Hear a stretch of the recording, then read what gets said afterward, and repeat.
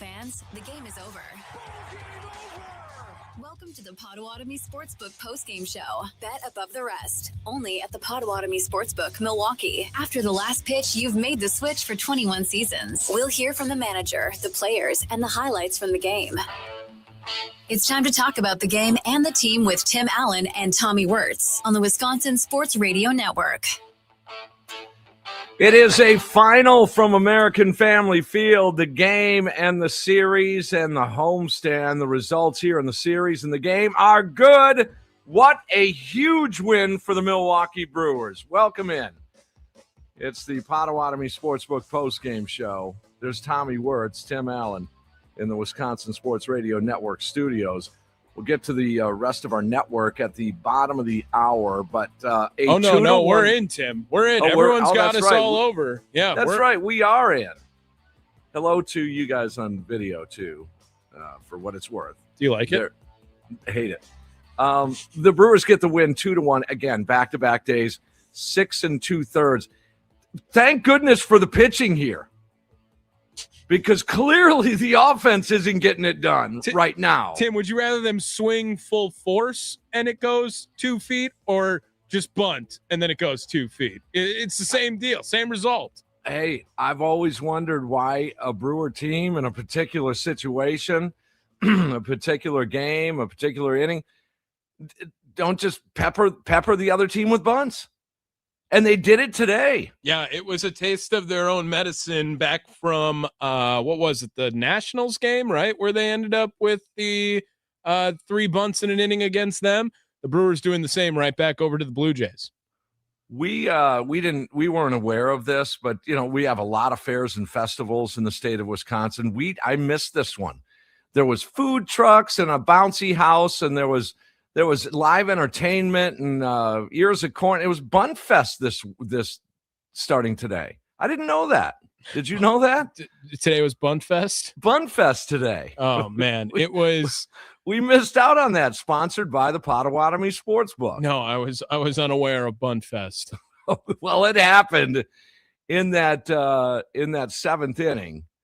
And how about we're just going over some of the highlights here. How about Trevor McGill? Big. Oh, okay. Instead of booing, what did the crowd do? 23,000 plus. Yeah. Adam McCalvey tweeting it out just to validate, but you could tell a standing ovation for Trevor McGill in his 8th inning. And you got a little bit of fire back from McGill as he was talking, chirping with the Blue Jays. Words we cannot say on the radio, exchanged between the two. I love it. That Trevor McGill, massive human, right? 6'8", probably hovering around 250. I don't know what he's listed at, but a guy that if he calls me what he was yelling at the Blue Jays, you got to make a decision on whether or not you're going to take it or fight that guy, and he's a massive human to do that. Yeah, and I don't know if anyone's going to take on that. No. But he comes up with a pop-up and a couple of strikeouts. Was selective in some baseballs he didn't like and was putting them out of play. I think one of the reasons why the Blue Jays dugout didn't like it, he was licking his hands and then grabbing the ball, licking his hand, his pitching hand, fingers. And they may not have liked that. But, again, where's the criteria for when can you throw a baseball out? I remember years ago, Tommy, that the umpire was occasionally, when a pitcher wanted a new baseball, the umpire would look at the baseball and just say, no, you're good, and throw it right back at him. That's how it used to be years ago. Yeah, you used to be able to spit on him, too, on top of it. Brewers get the win 2-1. Want to get your reaction on this one. Feel a little bit better here today. They take a series. That's why last night's game, when you had a 5-game losing streak, heading into this series, you were on a 5-game losing streak. In game 1, the trick wasn't necessarily to win that game 1 here on Tuesday. The trick was to win one of the next 2 games to set you up to win a series. That was the goal here. I remember talking to, I want to say it was John Kuhn about that earlier in the week, saying, hey, man, the goal has to be win one of those games to set you up for a Thursday series victory. And so they got it done last night. They get it done today. They take the series. They go back to 2 games over 500. And all is well in the world? Sort of. Yeah, I think so. And this is because of starting pitching. This is because Chad Patrick, thank goodness, 6 2/3. This is because of Brandon Sproat. Thank goodness, 6 2/3 today. Back to back. When was the last time that happened? Back to back 6 2/3. Back to back minimum 6 2/3. Ooh, for this, I don't recall. I mean, you would assume it'd be a Woodruff Burns type thing if that was going on, because Freddie wasn't setting anyone up to do that. Maybe no. Priester and who was Patrick pitching after Priester? Priester Quintana. I feel like they could have done it. Maybe that's possible. Yeah. But my goodness, this is again 6 2/3 back-to-back nights, back-to-back 2-1 victories, and the Brewers now 10-8, and they'll hit the road here. The homestand is done, and the Trevor McGill fan reaction saga continues. It does, because when you're thinking about booing, and that's been a hot topic here as of late, you also have to incorporate the reaction on the other side. And Brewer fans, you stepped up today with regards to letting Trevor McGill know about it. You remember what happened to Alec Baum? I think it was early in the season last year. Yeah, and I have another example with them as well too. But yes, Alec Baum, go ahead. They, he was a train wreck defensively, and they just Philly fans. And hey, I'm not comparing the Philly fan base to the Wisconsin fan base, but they let them have it, and then they turn their tail and they say, okay, we're going to just support you, we're going to cheer for you, and we're going to bring you out of this together. Hey, for what it's worth, it seemed to work. So now McGill comes up with, maybe this is what McGill needed. Absolutely it is. This is exactly what we said was going to happen too, Tim. Yesterday, you knew that McGill was just the man who ended up having to take some of the heat. And obviously he wasn't playing great to that point either when he got booed. But also this was frustration with the Brewers, with the team itself. And you brought up the Alec Bohm reference. I'm pretty sure they did the same thing to Trey Turner last WBC, if you remember that, where once Trey Turner came back from playing in the baseball classic, he was terrible. I mean, it was awful. He could not get a hit in Major League Baseball play for Philadelphia, and he was ended up booing until he got out of it, and then it was a massive standing ovation for getting out of that slump for Trey Turner. And there's just 2 examples of Philly fans, and again, we're not comparing him to Brewers fans, but it is something that is the life cycle of getting in and out of slumps in Major League Baseball for passionate fan bases, I think. Yeah, it is. I'm happy for Trevor McGill. The main reason is he got his job done in the 8th inning. Yeah. I will say I was nervous. Were you nervous?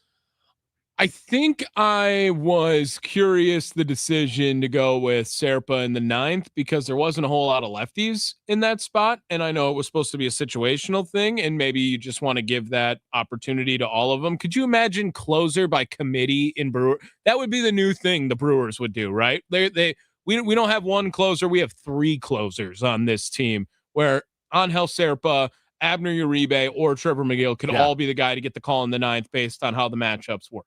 And it wouldn't surprise me if that is going to happen. No, or if that's what's happening now. Right, and that's what they're going to do for the time being, it looks like. And I know Uribe pitched yesterday, but you would still think if he is the closer, they would give him the opportunity in the 9th inning on back-to-back days. Vladdy leading off the 9th had something to do with that. I think it's going to depend on 2 things: where they're at in the order and workload. These 3 guys. And again, I was going to lose my mind had they lost this game late in the game due to the bullpen. Because, again, that would have been 4 losses of the last 7 that have been a 1-run lead late in the game. I don't know if I'm ready to say, like, all of those are on the bullpen, even if the bullpen is ultimately they have the lead or give it up, whatever. Like okay, the then offense, half of them. Yeah, I mean, the offense needs to be held accountable for this performance. Well, look at it. I mean, come on. No, I don't. I'm just saying. Greg Jones with a base hit today. Had a boiler base hit now. Yeah, I also think that I was going to bring up this point of Luis Rengifo playing first base. Hold on. I got something on that too. We could, if you really want Rengifo's bat in this lineup, you could put him at third and move David Hamilton out of the lineup to have Bowers at first. If you really think that the David Hamilton lefty is better than the Jake Bowers lefty, but then David Hamilton gets a bunt single that proving to be all right. Good, smart move there, I guess. Rengifo batting 5 during this stretch is Tim. I've told you that I don't complain about the lineup. I don't want to complain about it because it always comes back to bite me. I had to complain about the lineup today. I had to. I get it's a Wednesday day game and it worked out that it won. So ultimately the complaint not really valid anymore. But that was just a very puzzling move still from the beginning today. The offense there's a number of reasons. Obviously, the first of which are the injuries. That's really where it starts. Absolutely. You can't go 3 of your 4 top hitters. Even in this lineup, you could argue it was 5 or 6 of their top hitters not playing today. That's true. Without Bowers and Mitchell. Yeah. And you want to put Frelick in there? Frelick, yeah. I mean, maybe there's 1, 2, 3, 4, 5, 6. Yeah, that's 2/3 of your 9. 2/3 of a lineup that would be starting NLDS game 1. So what do? You scrap and scrape and grind it out to buy time. You're buying time. You're time buyers right now. And that's exactly what you have to do. If you've got to bunt 3 in a row, then you got to bunt 3 in a row. You have to get through this until you get some of these guys healthy. Speaking of Rengifo, he's now 0 for his last 20. Mm-hmm. Well, let's take a quick walk down memory lane, shall we, Tommy Wortz? Oh, boy. Okay. Last year, Vinny Capra, what did he end up with? I'll let you find that while I read this. Okay. All right. All-time offers in Brewers history. Rengifo's not really even close yet. So lay off my boy, Luis Rengifo. Oh, okay. You can be your boy. Okay.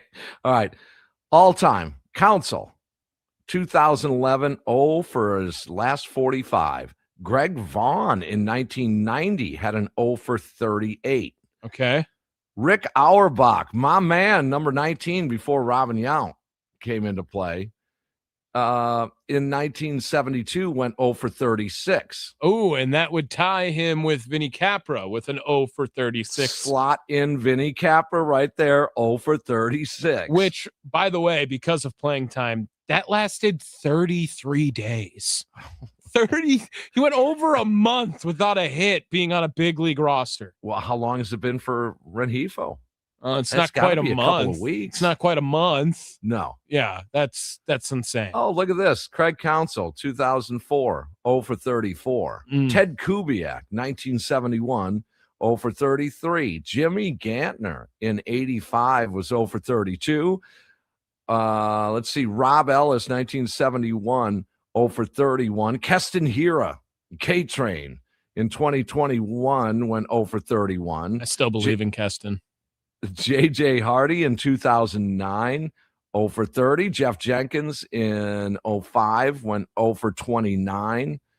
And we'll stop at 29 right there. Will Luis Rengifo be on this list next year when we make it about 414-677-1250? Live for Luis Rengifo. Luis. So the Brewers get the 2-1 win today. We'll after the break here, we'll come up with our game recap. If you happen to be at work or you couldn't watch pitch by pitch, watch the game or listen to the game, we'll run you through it. It is Bunt Fest 2026 during the 26 championship season. We're talking Brewers baseball today after a huge win to take the series. Last night's win was bigger, folks. It snapped the losing streak and put them in position to win the series. Your reaction on the Nicolay Law Talk and Text line at 414-677-1250. There's Tommy Wortz, Tim Allen. live here in the Wisconsin Sports Radio Network studios. It's the Potawatomi Sportsbook post-game show after a Brewers 2-1 win.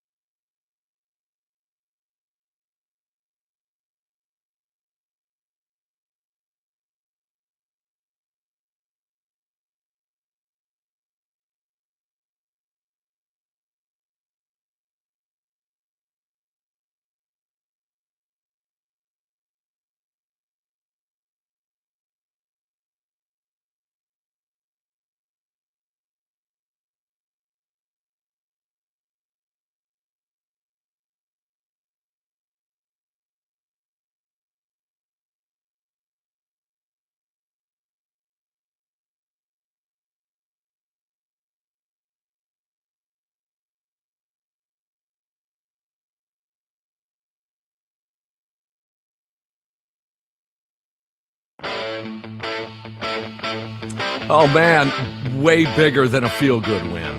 It's a series victory, game victory, a series victory. Welcome back. A 2-1 final at American Family Field. The Brewers over the Blue Jays, taking that series 2-1. Potawatomi Sportsbook post-game show. Tim Allen, Tommy Wortz.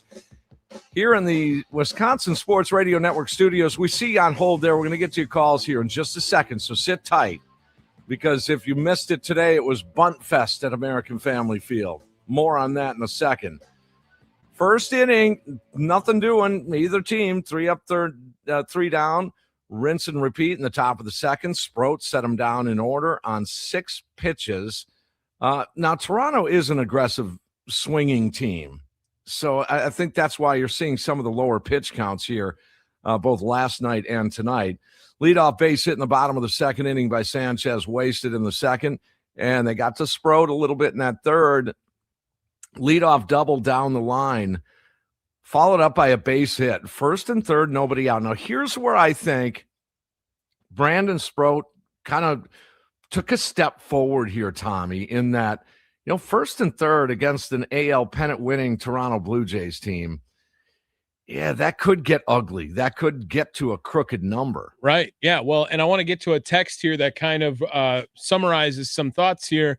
From the 262, I texted in last time. Both of Sproat's first starts were with Gary Sanchez being behind the dish. Today, it was his previous bullpen appearance. He had Contreras, and things went much better. Nothing against Gary Sanchez.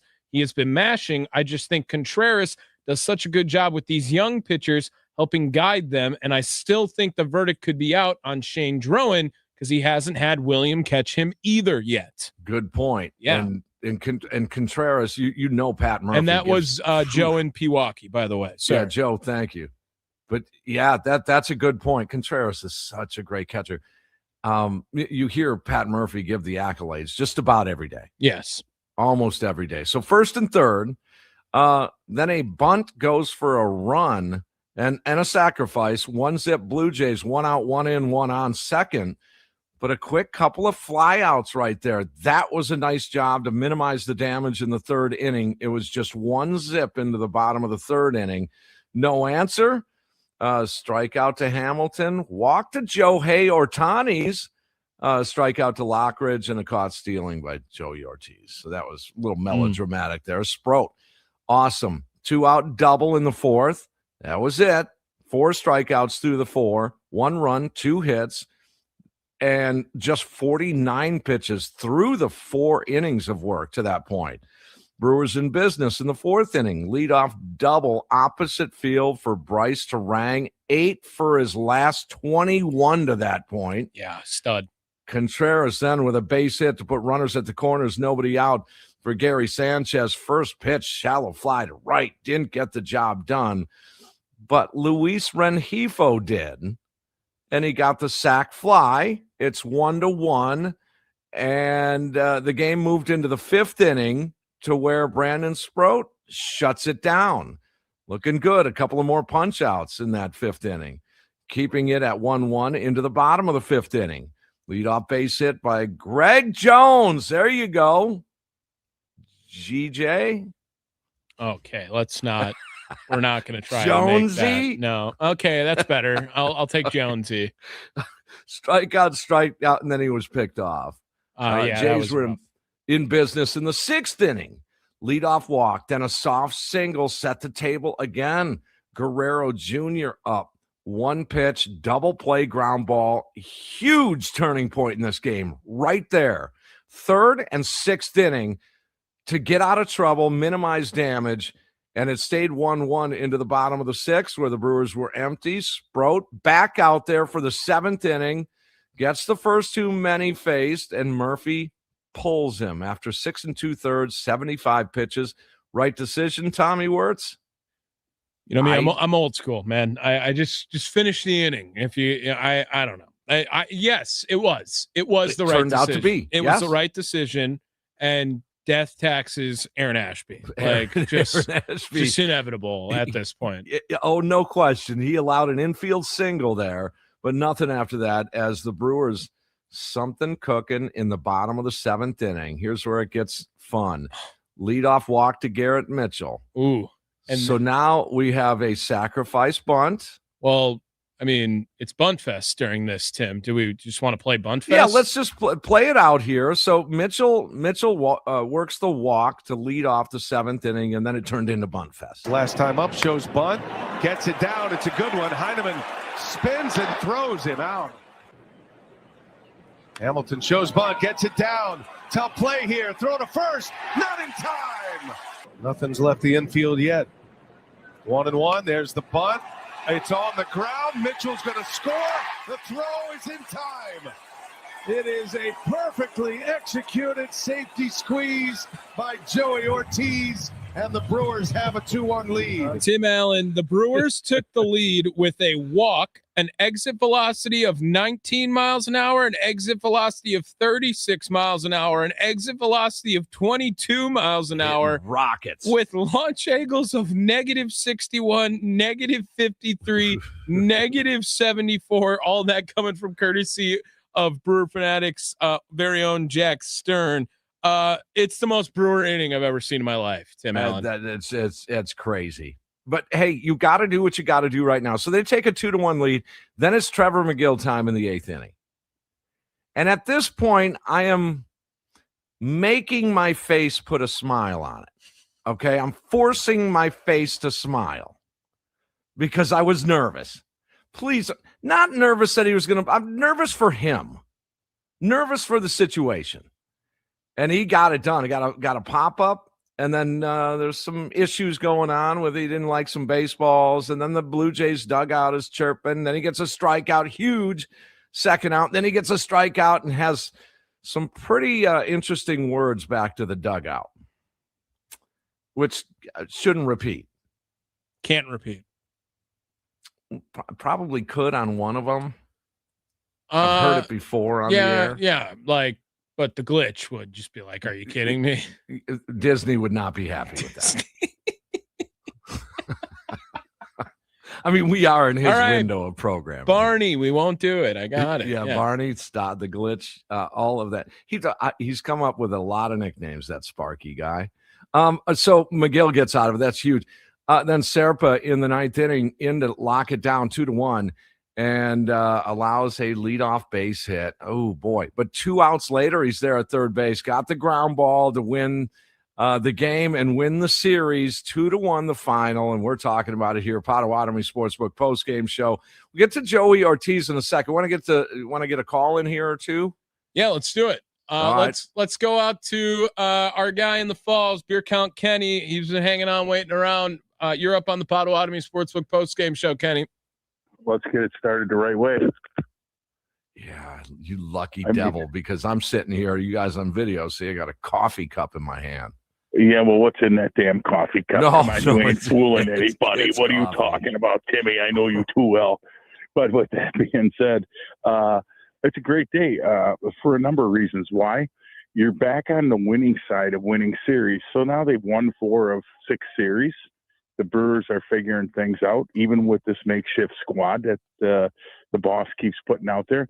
Well, we've had some other positive things that happened today. One, Brandon Sproat, like your texter said, a guy that was, part of a trade that is now seemingly looking much better, feeling more comfortable. Early on in the season, people get too nuts about too many things, and that's just one of the things with pitchers. When the big woodpecker, the big boss, the pileated woodpecker, your manager, our manager, Murphy, gives you support, that's a big deal. And he did that with McGill this week when people booed him. Now, the whole McGill thing, that was another big positive. So what does he do now? He brings him in as a setup guy. Brilliant. You take a struggling guy and you say, you know what? Get back out there. I have all the confidence in the world. Mm-hmm. Get out there and do what you do. And then get yourself straightened out, get your pitches straightened out, work with Chris and the boys, and get things taken care of. It might have been exactly what he needed. Not just the show of confidence to him to get back out there in the 8th inning, but what happened between, the issue with the Blue Jays dugout, that might be exactly what he needed, to put a little fire into him like that. I love that part of it. And take a look at this. Think about this, guys. Since the booze comment from Pat Murphy, we talked about Wilson Contreras creating some issues a week or two ago. Well, as a little bit of a turning point, how about the booze and Pat Murphy not being happy with the fans that booed? That may be a turning point. Well, and that's the point, because what happens when the boss says to you, don't pay attention to that. You know, fans can say and do what they want. I'll deal with them. You just work on your stuff. I need you all season. We're only 6 series in, and we won 4. So you do what you do, and I'll take care of everything else. I got your back, and that's a big deal. That whole scenario that happened too, with John Schneider, I believe the manager of Toronto. Yep. That's a great thing to see, because I don't think with a lot of people just listening on the radio, they didn't get what was going on, or if you weren't watching the game and heard later on, there was some barking going back and forth because they believed that he had something on his fingers. Yep. Now, I love it because he turned and looked right at him and said, basically, F you. And then he continued on his ways. So that was, you know what? You got to love moxie like that from your guys. Well, and Kenny, to your point, like that was something that some fans were thinking about when it was Woodruff and Wilson Contreras, right? And that was another part of this season where everyone, that's when the losing started, where there wasn't a lot of fire coming from Brandon Woodruff after a moment like that, or anyone. And now they had a second opportunity at it. And this time they did show a little bit of moxie, to your point. Well, yeah. And I think you have to do that. The whole thing with the Wilson Contreras thing, I think his brother stymies some of that, which I don't like, because his brother should be getting in his face to really to get the fire really roasting. And we didn't see any of that. He backed off. You never seen him get involved in that. So I want to see more of that out of Contreras. But another thing that happened today, I don't care how you score runs. For now, just be on top. Remember, Tim, this is not their norm. This is not going to be their normal starting 8. Okay. Tommy made the argument that 6 of your 9 best offensive players were not in that lineup today. 6 of 9. Yep, I would agree with that. And you know what? And they were able to get a series win by sitting some guys down and making some moves and getting things going forward. I'll tell you one thing. I said, don't sleep on this offense. I don't care how you win. A W is a W. But yeah, they struggled a little bit. And now what did they do? They found a way to pull it out. And you know what? Who cares? And so what? It doesn't matter. A win is a win. Hey, it looks like a 10-0 shutout in the books. But one more thing. It's great to hear a lot of the callers that have been calling in. I heard Cousin Tim and some of the others. One more thing, Johnny, we got to get him going, Justin, the whole crew. But, yeah, it's good to have Brewer baseball back in full swing here in spring, Tommy. Looking forward to a great season with you and Timmy. You bet, man. Absolutely. Thanks, Kenny. 2-1. Well, you can call this an overreaction on why I'm celebratory after a 2-1 win and a series victory in mid-April. You have to stay in this thing when you don't have your guns. You have to. Guys, this is as big, or you can make the argument these games are more important than September. Just because of the situation they're in right now. Sure, that's what with the makeshift lineups, like you have to stay afloat right now, right? As opposed to winning down the stretch from the 4-1-4, or rather, Jay in Bayview. What this game confirms to me is the Brewers need to burn the Wisco uniforms because they look like the Brewers, then they play like the Brewers. Then they won a series after they stopped right winning. after, right? I mean, maybe not fully into superstition, but if any sport it is baseball, right? So let's get another caller in before we got to get to a break here. The official historian, right? Ken in River West coming on here. Historian. How we doing, Ken? Hey, guys. Huge win today. I just got a couple quick notes on today's game, and then I have to relay the ordeal of trying to get back to our car last night after the game. Yeah, just so everybody knows, all roads heading out of AmFam were all cleared up. So those of you headed out of the stadium now doing a little tailgating, no problem, headed out. Yeah, so on today with Sproat, I mean, that was outstanding. That was a glimpse of what the Brewers see in him and why they went out and acquired him in that Peralta trade. So hopefully we get many more performances like that. And then on McGill, it almost looked like he figured something out with the curveball in this outing. Because if you look just the eye test, not even looking at the metrics or anything, you look at his first few curveballs he threw in this inning, they didn't have a whole lot of break on them. They, movement was bad and not that usual big hook that he has. But then he found it. Those last few he threw and to get the strikeout at the end there. So if he can get that curveball working, that's going to get guys off his fastball. And, hopefully we see more of that too. But getting to last night, so what Mia and I like to do, we park on 56th Street, and then we walk down the Hank Aaron Trail through the kind of VA complex there. And that, in hindsight, was probably a bad idea with the weather forecast last night. So to get to the trail, we had to kind of trudge through like shin-deep water. And then once we were on the trail, there was a huge tree that fell down, while blocking the trail. So Mia and I had to climb through this tree to get through the trail. Yeah, it was crazy. I sent you guys a photo. I don't know if you were able to get it. I don't think we get photos in here on there. I know. No, I look, I can't save numbers. I can't get photos. I'm sorry. Oh, okay. Yeah, but I took a picture in front of the tree, and it was, we were climbing through it. So, hey, we love our Brewers baseball, and we'll do whatever we can to get out and see them. Yeah. That's right. Awesome. Ken, hey, thanks a lot, man. I'm glad you guys made it out. All right. Brewers get the 2-1 victory today. Plenty of time today to talk Brewers baseball. We're going to do that for you. Tommy Wortz, Tim Allen, as the Brewers get the 2-1 victory. I've got an idea on how there could be a spike of energy for this team offensively. Bunt every player. Everyone. 27 outs of bunts. Even Gary Sanchez? Yeah. How about William Contreras? Yeah, I'm going to say it. Yeah, let's just see what happens at this point. I think a roster move could add a spike of energy, and we'll talk about that coming up. We'll hear from Pat Murphy on the way. We're going to hear from Brandon Sproat. What an outing today, 6 2/3 of one-run baseball. Got out of two major jams with just allowing one run. Potawatomi Sportsbook postgame show. Tim Allen, Tommy Wortz here in the Wisconsin Sports Radio Network studios.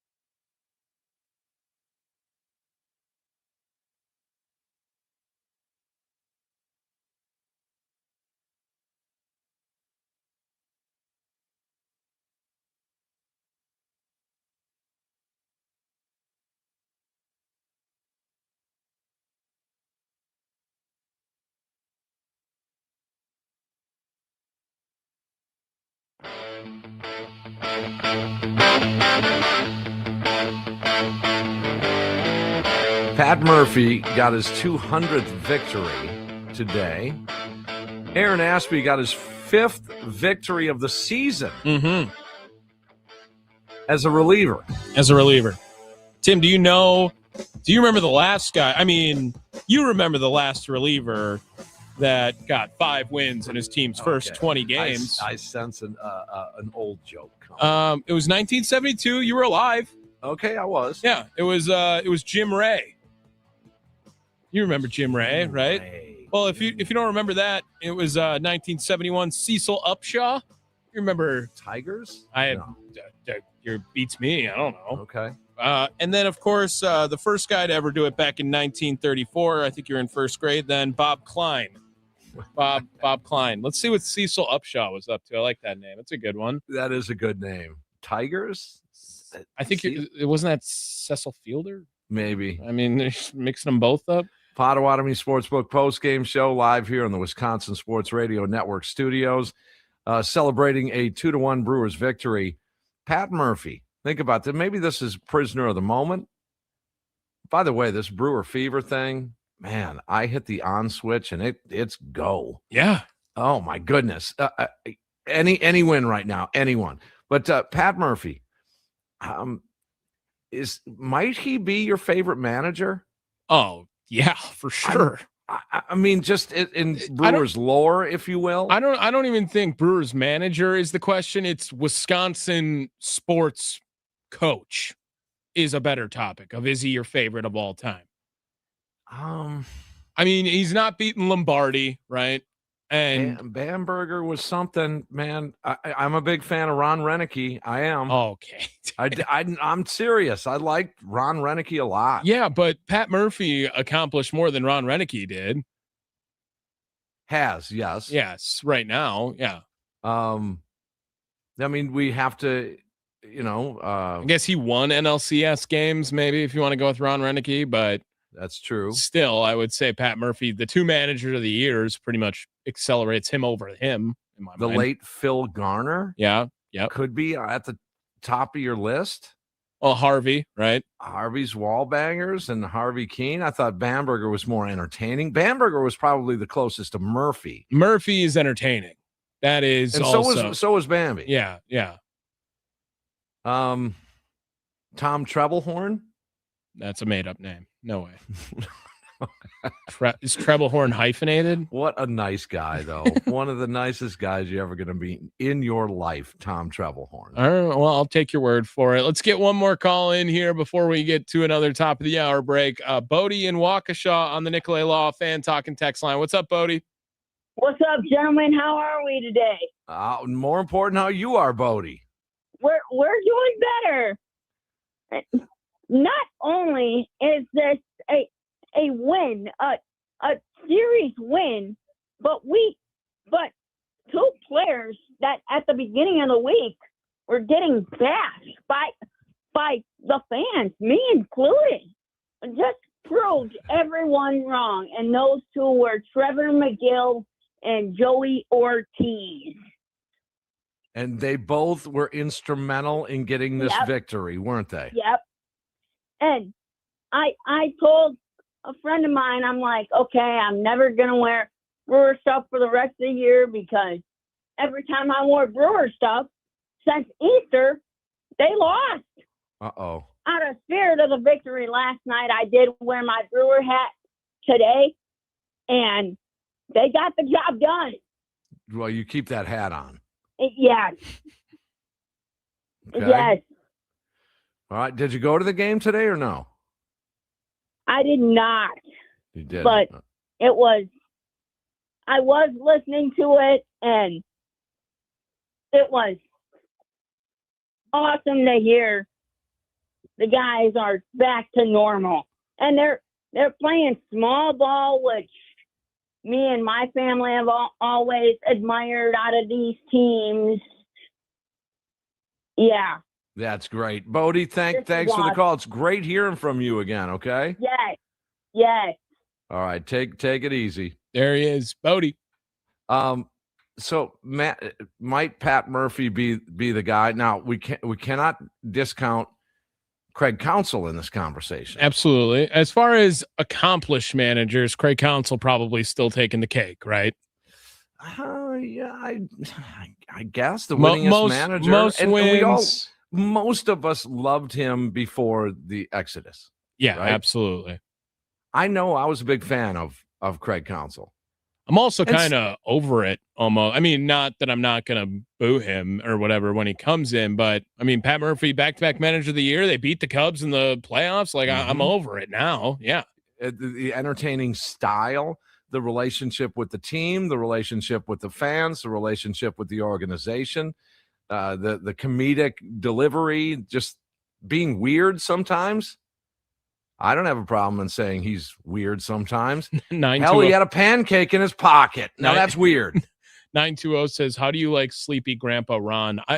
Is he Sleepy Grandpa? I feel like Ken Maka was Sleepy Grandpa. Like that was Grandpa Maka. That was Grandpa Mox. Yeah. That.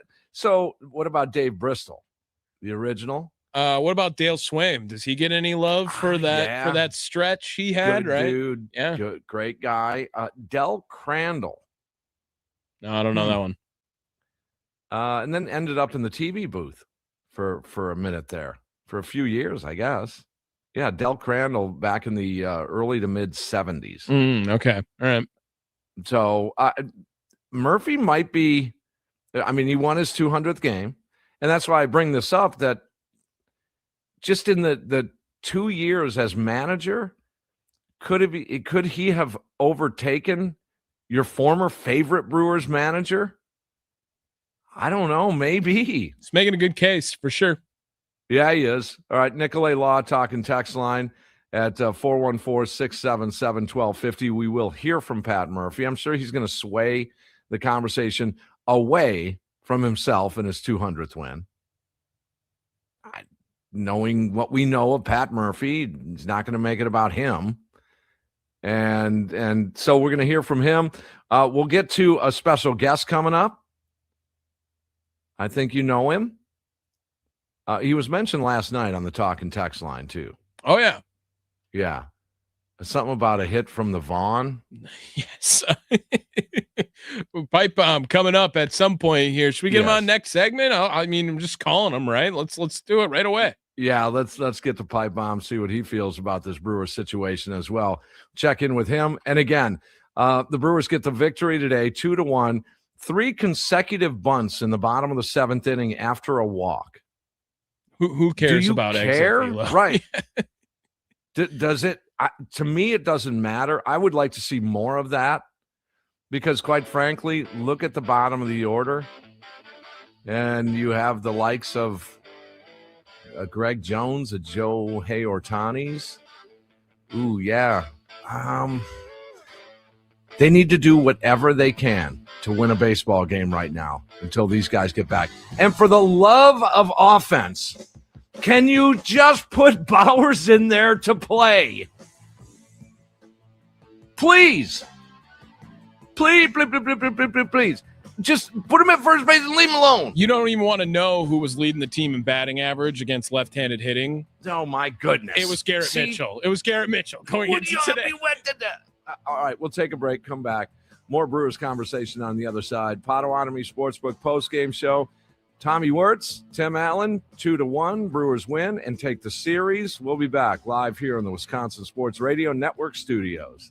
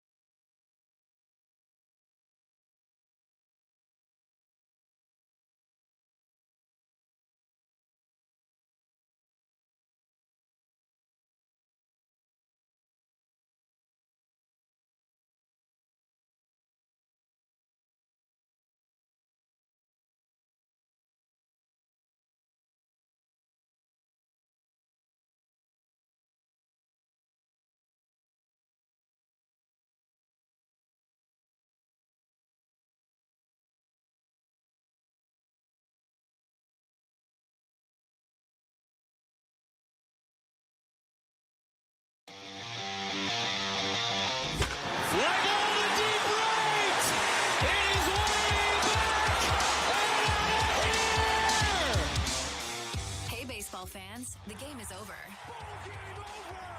Welcome to the Potawatomi Sportsbook postgame show. Bet above the rest. Only at the Potawatomi Sportsbook, Milwaukee. After the last pitch, you've made the switch for 21 seasons. We'll hear from the manager, the players, and the highlights from the game.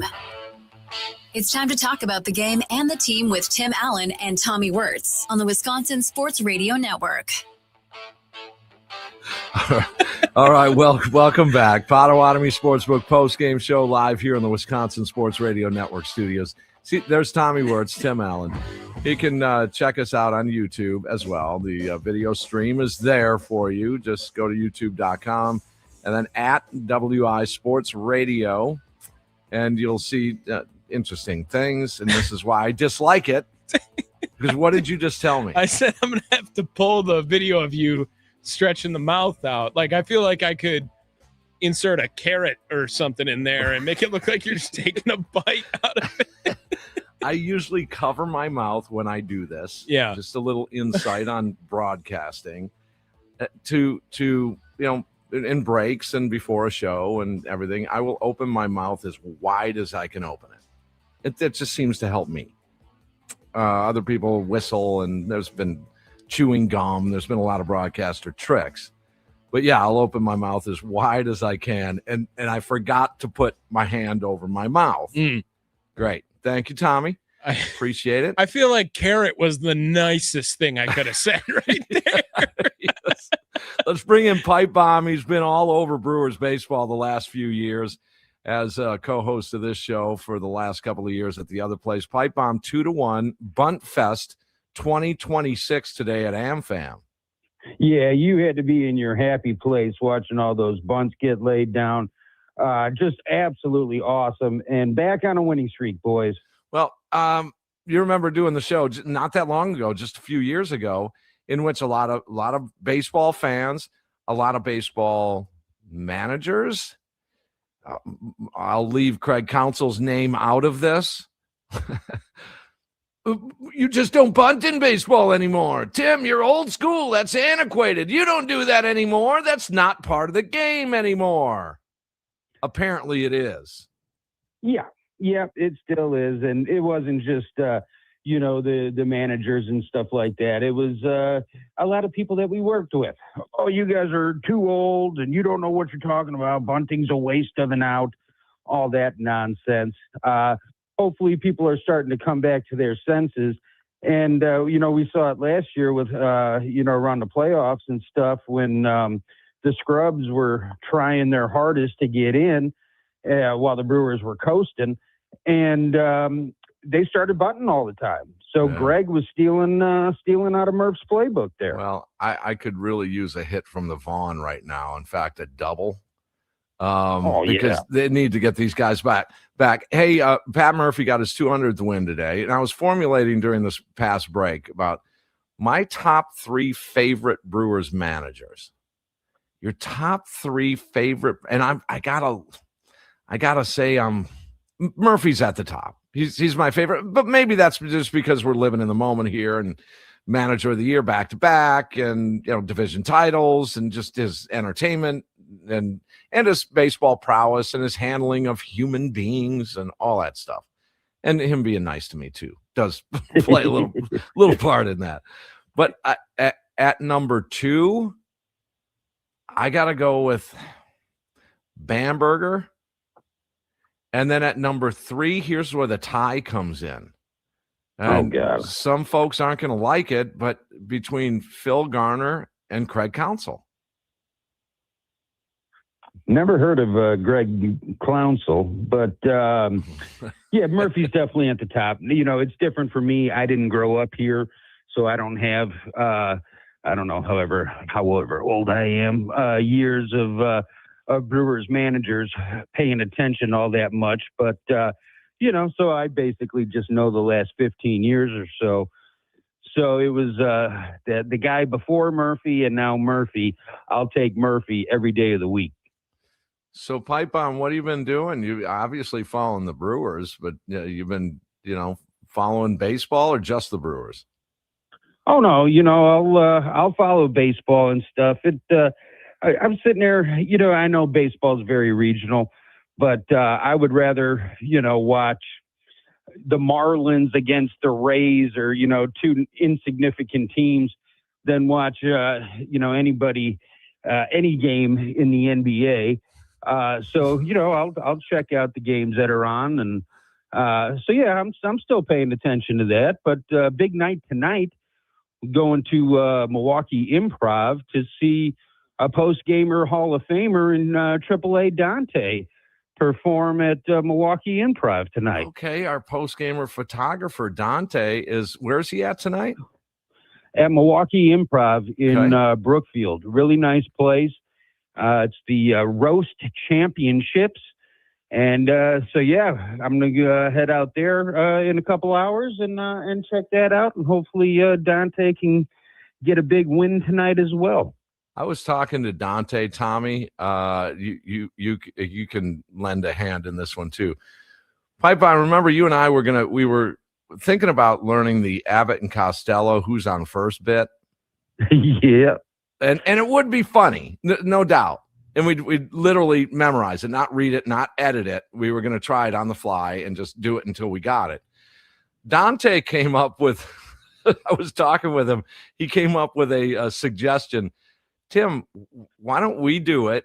You and I do it, and you can be that straight white dude, unhip white dude, and then you get a black dude that's using his own lingo, doing the who's on first bit.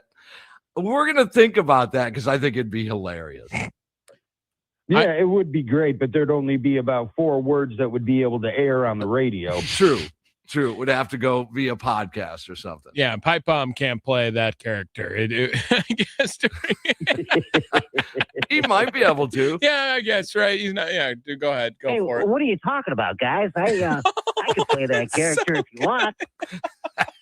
Oh, so you can be the unhip white guy. In other words, a radio guy.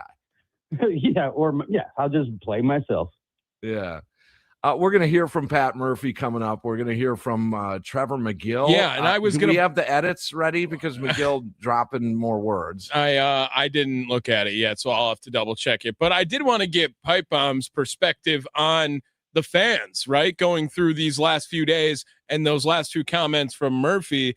And first of all, Pipe Bomb, just to gauge where you're at, the booing situation, booing at American Family Field, booing Trevor McGill, booing the Brewers. Where do you stand on that? Fans shouldn't do it. Would you not do it? What do you think there?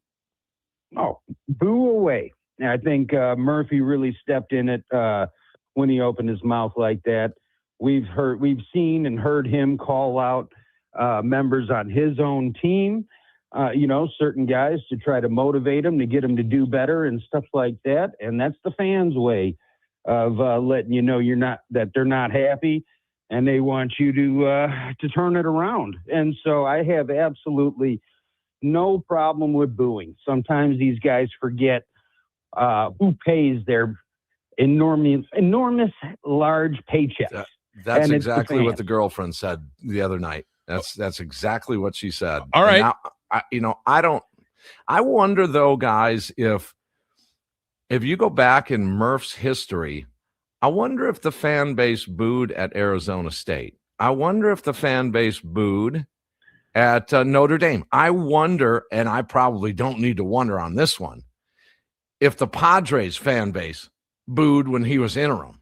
If he said the same things then. Sure. Yeah. And so now Pipe Bomb, after today, McGill gets the job done, the standing ovation exit.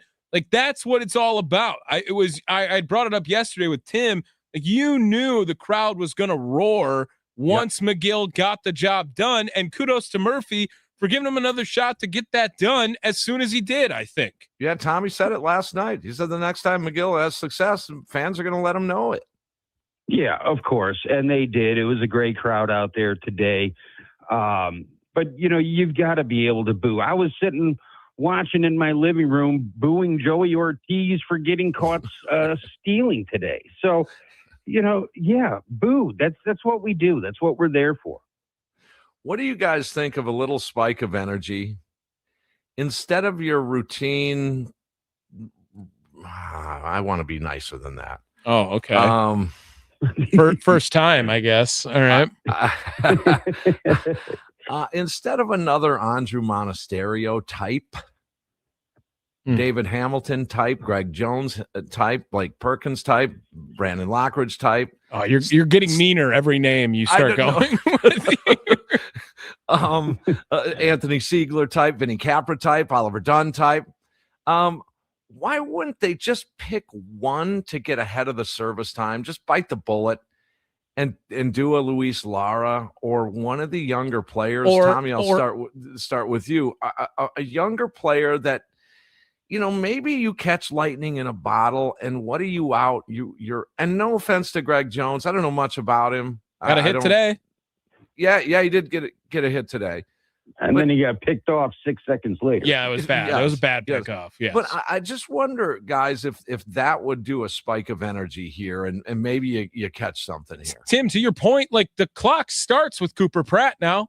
The clock is started. I get it that they say that now he can come up at his own pace or whatever. There's no pressure, but the clock started. You signed him. So if they really did feel that one of those players that you just named off is not ready to play Major League Baseball, then that's an obvious look at that because you signed him to the deal. On top of it, a lot of people, I think, thought Caro was going to be in the conversation to be the man called up to replace Christian Yelich. Then you don't have to experiment with Gary Sanchez playing first base and Luis Rengifo playing first base during this because you can move Caro into that spot and behind the dish and having Sanchez be a guy who's DHing primarily always. Now they ended up having that workaround already, but still, like, I'm surprised neither one of those two names were the names that came up, Pipe Bomb.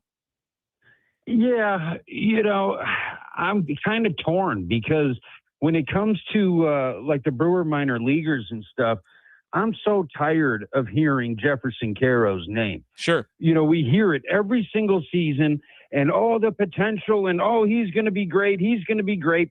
And then he's never on the squad. And which obviously tells you that he's not ready. Well, I can only hear your name for so many years and then you're not ready before I just kind of discount. I mean, the Brewers do have an anomaly where William Contreras will catch 6 days a week all day. Yeah.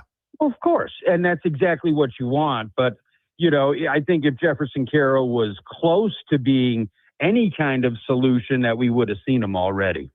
I would add Luis Matos to the litany of lists I just read. I'm not knocking these guys because every team has some of these guys. They do. They do have these super utility scat backers that can go in and steal a base or lay down a bunt or play some defensive replacement roles and things like that. But when you have 5 or 6 of them, now granted, a lot of it's due to injury, but wouldn't it be a little bit of a spike of energy if you just rolled the dice on bringing up one of these younger players? And I just think it would. Or Matt Arnold, you went out, you read the writing on the wall last year. You went out and made a move in April to acquire Quinn Priester. And that was due to a couple of different factors, one of which were all the injuries to the starting rotation. You needed bodies.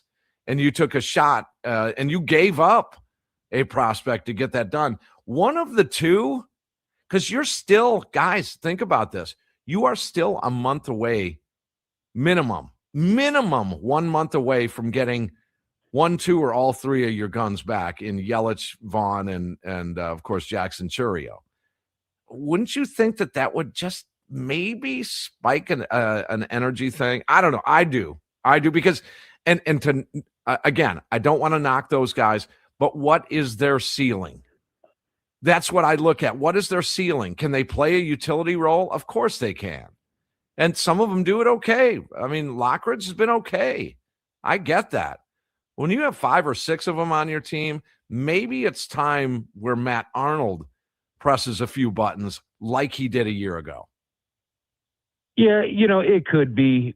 Am I worried about a spike of energy? No. These guys shouldn't need it. And I'm tired of these spike of energies, guys. And I know everybody else is. And when the trade deadline gets closer, we'll start talking about names and all this stuff that's never going to happen.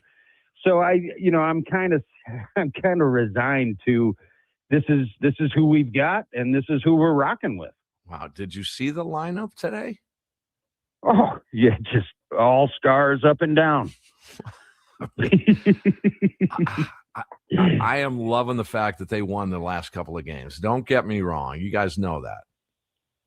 But when I saw that lineup today, and again, no Frelick, Mitchell, Bowers, solely because there's a lefty on the mound. And what's the alternative? The alternative was a bunch of utility guys. Number one. Number two, you have typecast a Jake Bowers into a platoon player now. You just have. And that's the way everyone's going to look at it right now. Any lefty doesn't start. Let's face it. Tommy, you threw a stat out there about 10 minutes ago. Who leads the team against lefties? Well, coming into today, Garrett Mitchell did have the highest batting average against left-handed pitching of anyone on the team this season.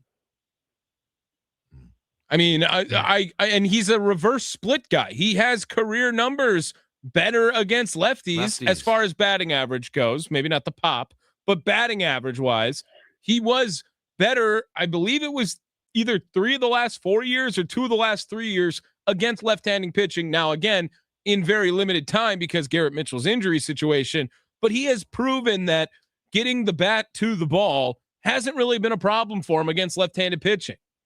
Now, on the other hand, so far, yes. Sure. All that being said, everything just scooped in, and can we really go too crazy about Pat Murphy's decisions? I don't think you can yet. I don't think so. I agree. Can you point out some what I call, questionable decisions? We're going to do that with any manager. So no one should be offended that we question a decision or two from any manager, whether that was Phil Garner or Craig Counsell or Pat Murphy. But one would think that dire emergency here, maybe he doesn't think it's that much of a dire need here to play your best hitters regardless of splits. But at the end of the day, dude just won his 200th win. He's far more intelligent than we are in baseball. But that doesn't mean we can't disagree with him once in a while. Yeah, of course. We're definitely going to, disagree a bunch with Murph, but, we all love him. We all know that, if he bumps his head into the wall, he'll forget more baseball knowledge than we ever had. But, my only problem, I don't care who plays as long as they win. You just won a series out of the defending, out of the AL champions and all that. And so you got to be happy with that.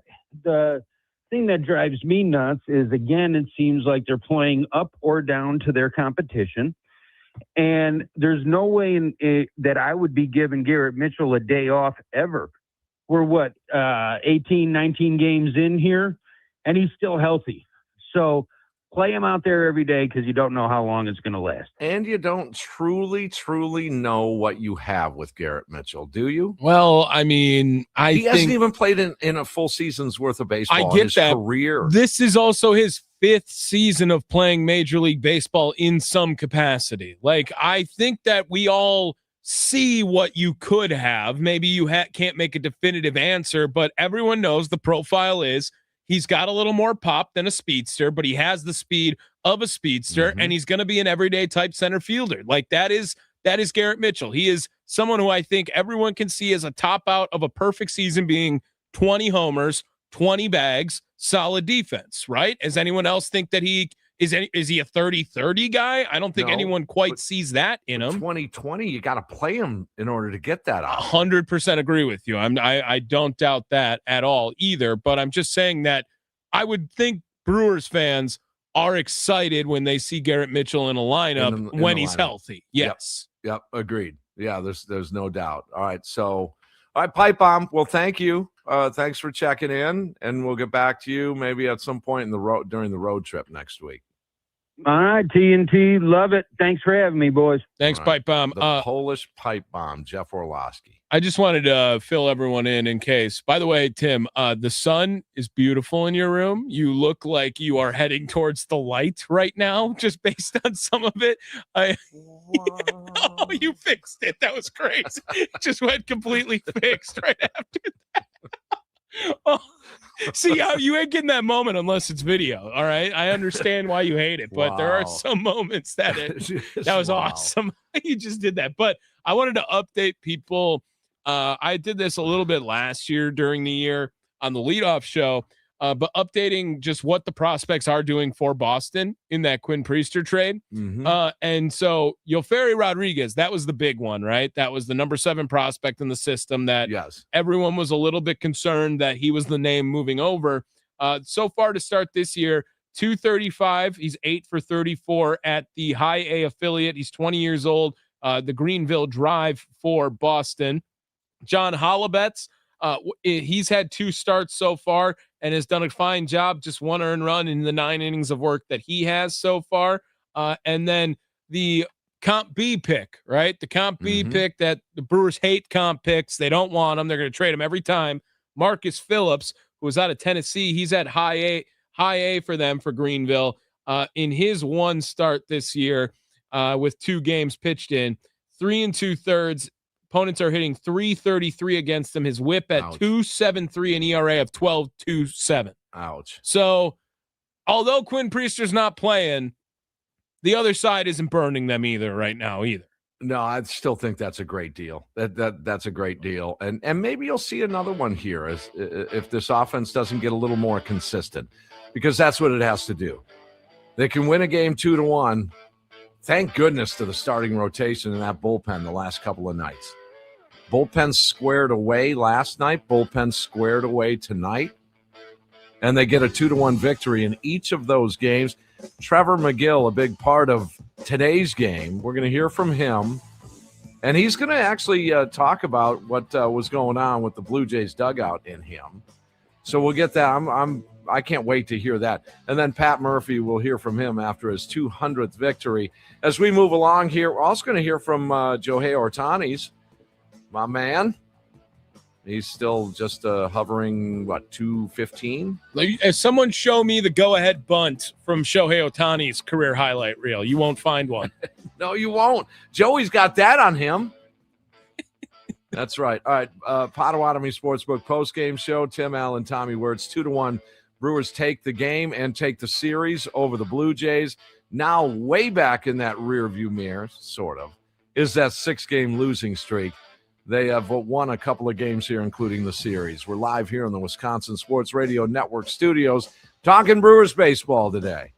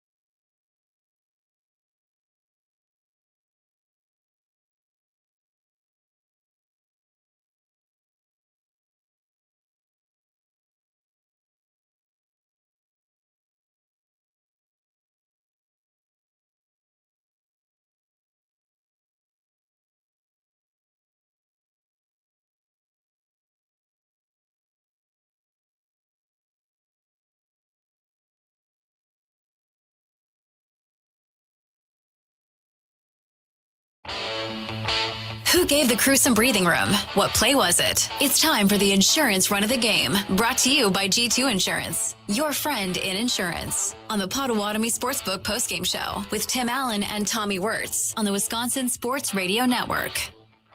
A 2-1 victory to take the game and the series over the Toronto Blue Jays, and that was much, much needed for the crew as they upped their mark to 10-8 through 18 games. And they've won 4 of these 6 series. That's a pretty good clip. Now, none of us like the 6-game losing streak, of course. But we're going to hear from Joey Ortiz in just a minute here. We'll hear from Greg Jones. Jonesy, my man, was instrumental in this as well as we get to our insurance run of the game. That's brought to you by G2 Insurance, your friend in insurance. Yeah, and we're going to have to go back to that 7th inning. We'll just play the whole thing again. Last time up, shows bunt, gets it down. It's a good one. Heineman spins and throws him out. Hamilton shows bunt, gets it down. Tough play here. Throw to first. Not in time. Nothing's left the infield yet. 1-1. There's the bunt. It's on the ground. Mitchell's going to score. The throw is in time. It is a perfectly executed safety squeeze by Joey Ortiz, and the Brewers have a 2-1 lead. Yeah, that was crazy in the 7th inning. Crazy. But bunt fest as that's baseball evening itself out. Like I said, after the 3 bunt inning from Washington over the weekend, now you get the 3 bunt inning for Milwaukee here on a Thursday day game. And it's brought to you by G2 Insurance. Running a business is like a championship run. One bad hint, one bad bunt can take you out of the game. G2 Insurance Services specializes in keeping your business and reputation protected. They offer tailored solutions for restaurants, professional liability, and workers' comp. They represent top carriers like Erie to find the best combination of coverage and price. Great defensive line for your business that it deserves. G2 Insurance Services in Brookfield, online at g2ins.com. Your friend in insurance. And Tim, I know I got sound here from both 2/3 of that bunt trio, I guess, with what we just heard bunt there. Trio. Oh gosh, yeah. I am, however, going to break some news that I think we should talk about at some point here, because we went over this in our Building a Winner feature today. We talked about the games from yesterday in the minor leagues, and today Nashville did have Coleman Crow expected to start. That is no longer the case, because Adam McCalvy just tweeting out, if it is Coleman Crow starting for the Brewers tomorrow in Miami as expected, he would be the 9th pitcher to start a game for Milwaukee in the first 19 games. That would be on pace for 76 different starting pitchers this year. If any team's going to do it, it'll be the Brewers. But Coleman Crow was supposed to start in Nashville today. He is not going to start in Nashville. He's already a 40-man roster member, so they would just have to make a corresponding move on the Major League roster, which I think everyone would expect to be Easton, or is that going to mean a Harrison IL stint now here? Yeah, well, at least push back a tick or two, maybe again. Maybe. We'll see. But was Crow acquired? It was that the Tyrone Taylor Hauser deal? Looking at it, Coleman Crow traded to the Mets from the Mets to the Brewers. That was for Hauser, Tyrone Taylor. Yes, in exchange for pitcher Coleman Crow. We'll take your thoughts, I guess, and text on there, 414-677-1250 on the Brewers starting pitching situation. But first, I did want to play some of those bunt highlights and then hear their thoughts as well. For instance, here from Brewers TV after the game, in case you weren't watching, you were just listening, here was Joey Ortiz with Sophia Minter. Joey, the offense, it was the story last night, right, of all the infield hits, and then it just carried over again today. The 3 straight bunts that you guys were able to drop in. Just tell me about how you guys were all able to execute in those situations. I mean, it's for us, I feel like we just got to do the little things right, and we'll be in a good position to win. And you saw what happened today. Well, the run scored today, the sac fly by Rengifo, and then your bunt as well to win it. Just what does that say about the selfless approach of you guys? I mean, the way we've been, playing recently, it's just about getting a job done and getting guys in and, just trying to get runs across and let the pitchers do what they do. What do you like about how you guys responded with the losing streak to come back and win this series? It's good. And to play against Toronto, which is a great team, and to come out with a win in this series is great. And hopefully it carries on for the rest of the year. Brandon Sproat got you guys into the 7th, and then to see Trevor McGill come in, right, and pitch the way that he did, and Angel get the save. Just the strength of the pitching here today, Joey, to give you guys a chance. I mean, it was great. They did great today. I mean, we all know what they're capable of and what they can all do. And, you know, to be able to see them do what they did today, it was good. And, you know, we got the bats going as well and kind of starting to click a little bit. All right, Joey, thanks for the time. Thank you. There he is, Joey Ortiz with Sophia Minnaert after the game. And I said I would set him up kind of like how Greg Jones did already for Joey Ortiz. I set him up here with the interviews as opposed to the bunt. Here he is, Greg Jones, after his Brewers debut. You know, we weren't swinging the best. So, you know, getting the ball on the ground, moving the baseball is an easy way to get the guys to the next base. So I'm just happy to be a part of it. Yeah, execution matters in a situation like that, though. How difficult is it to bunt at this level? We don't often ask that question. Yeah, it is. It's pretty tough. You know, guys throw 95, 96, 97, and ball's moving all over the place. You know, you just got to stick your nose in there behind the barrel and get it down and do a job. Doing the job, obviously. Results are what matter there. I mean, as you said, you're just trying to get ahead on the scoreboard. Absolutely. I'm just trying to get the ball on the ground so we can move the runner. I'm not even worrying about getting to first base. I'm just trying to move the runner.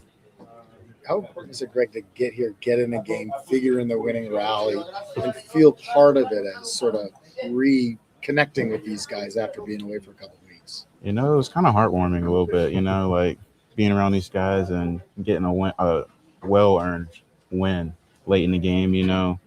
I was just happy to be a part of it. When you come back after having been away for several weeks, you welcomed with open arms right away. Everybody, you know, welcome you back in and happy to see you. Absolutely. What a wonderful clubhouse to be able to walk into and call these guys my teammates.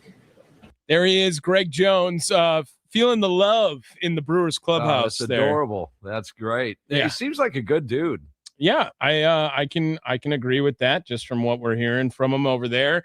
I'm all in. I'm all in on Greg Jones being a part of this team for the time being. Let me get a couple of texts in from the Nicolay Law Talking text line. 414-677-1250 is the number to join the show. From the 920, I think they wanted to see what they had with Greg Jones, if they wanted to keep Matos around or DFA when Churio is ready. So they still have the depth. He still says that Bowers is a platoon player only. I don't know what more you got to see from Jake. Like platoon right now is that's not the option. Right. Just for now, you got to take him out of the platoon role. He's got to, you know, you're in a situation here where it just makes sense, doesn't it? I don't know. Maybe I don't understand the game as much as I think I do, but it just makes sense when guys go down. Again, would you want Bowers against a lefty or some of these other players? I'll leave them nameless against anybody. From the 715, Kyle in Wausau, that lineup today is the exact reason why I won't attend a Brewer game on a Sunday, because more than likely he'll put in a minor league lineup on Sundays. This was a Thursday, Kyle. I mean, this is the situation they were in. Day after night game. And I'll give Murph that a little bit. The day after a day game after a night game, quite frequently does have a little scattered lineup in all around baseball. It's not just in Milwaukee, but I think the situation determines sometimes how many chips you have to slide in on a given game, and they've been dealt a bad hand in terms of injuries, and you have to accept that. That's okay. That's fine. It happens. Yes. A couple of other texts coming in here. To be at his best, Garrett Mitchell needs to play every day. Bowers does as well. That coming from the 920. I'm with you 100%. 100%. Those two guys for now need to play every day. And one more here from the 715. I think this might have still been Kyle here. 260 average, 20 homer, 80 RBI if he plays 150 games and if he remains healthy, and he'll give you elite defense. I'm assuming that we are talking about the potential of Garrett Mitchell in those minds. He threw in, would you take? It's time for Would You Take? Brought to you by the Potawatomi Sportsbook. Would you take those numbers from Garrett Mitchell? Yeah. Yeah. Yeah. I think yeah. we all would. But 150 games ain't happening if he ain't playing against lefties. He hasn't even played in 162 games in his career. That's crazy. Let's see what they've got with Garrett Mitchell. So far, compared to some of the other players, and no knock on him, but I think Garrett should be in there. All right, Murphy coming up at the top of the hour. Trevor McGill on the way back to some successful outings. It looked like it today. He looked good, and he sort of looked, let's say, emotional. Would that be it or no? I'm okay with emotional. Yep. Let's hear from the former Brewers closer. All-star closer. All-star closer Trevor McGill, who got a standing ovation today after a Brewers 2-1 win after his appearance in that eighth inning. In a 1-2-3 frame, a couple of punch-outs. We'll hear from McGill on the other side here. Potawatomi Sportsbook postgame show. Tim and Tommy here in the Wisconsin Sports Radio Network studios.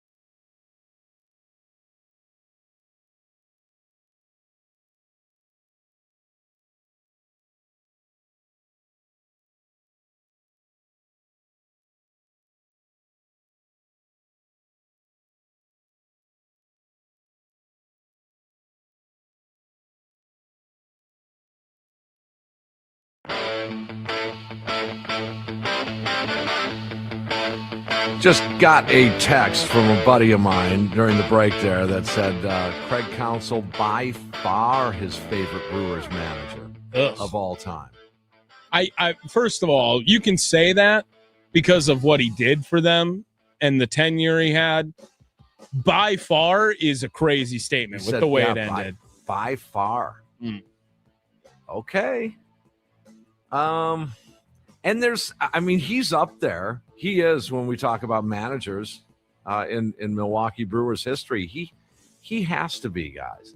You can remember the first, I don't know, handful of years.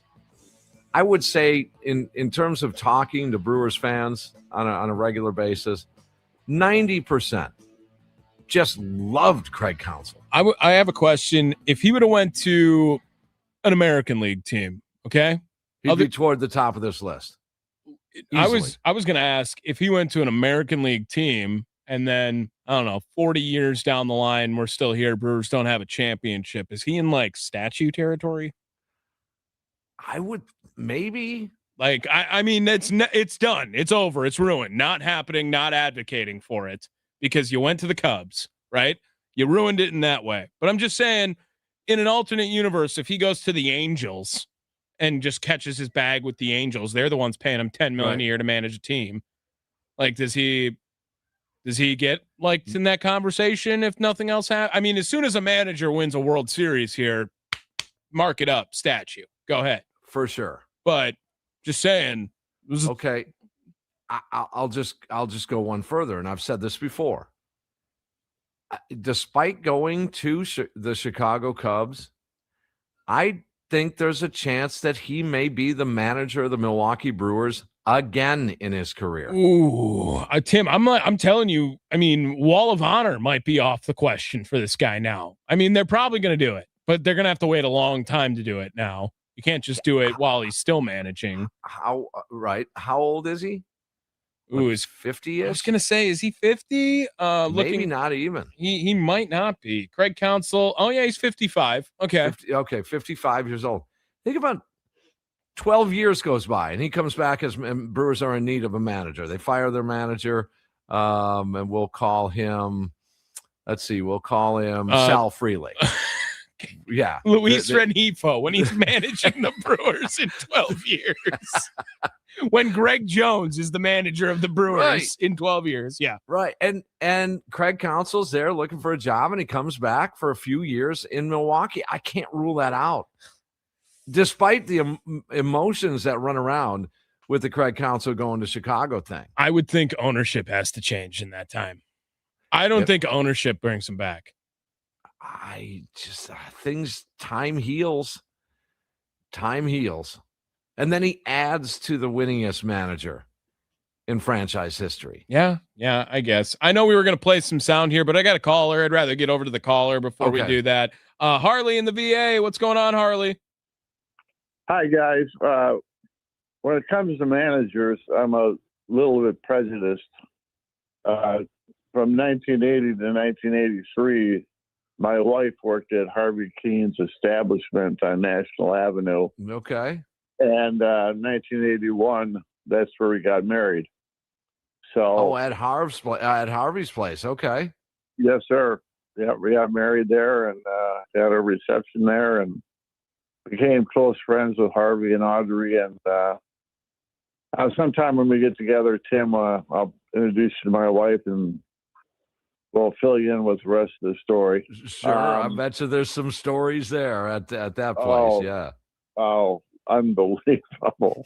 Unbelievable. I'm sorry for laughing, but man, there were many. Back to baseball. I think Pipe touched on it. I know you and I have touched on it over the last couple of years. Why don't they bring up somebody like a Cooper? What is it with this ball club that every spring we hear, man, this guy's good. He's ready. He's ripping the cover off the ball. All the adages, and to your point, Tim, I missed most of the show, and I apologize if you address this, but again, why don't they bring someone up like a Cooper? why don't they bring him up and give him his shot? I mean, the guys, the lineup that was out there today was a double-A lineup. I just don't understand it. And I'll let you guys go.